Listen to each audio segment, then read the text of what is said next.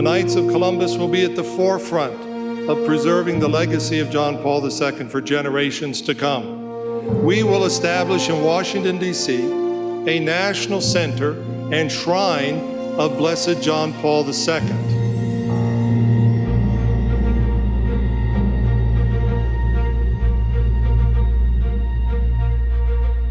When you point to someone who lived a life for Christ, it all points back to Christ. Pope John Paul II was very much a man of encounter, and I think that he's someone that we need to constantly look to in order to discover that in a new generation. I really was impressed by the shrine. It really helped me enter into the magnitude and depth of everything he did. There's so much about John Paul that I don't know about. There were all these stories and visits to numerous countries, and I just had no idea how much he accomplished in his papacy and in his life. The way he reached out to the youth, and his message at that time that really touched me was, do not be afraid.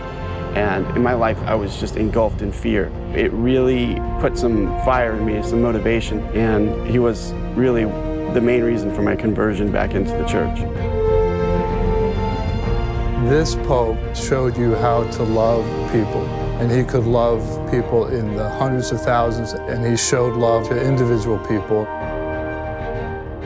You can see how truly normal he was from his earliest days.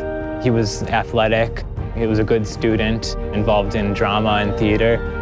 Why was he like this? You know, why did he have this joy? Well, for God.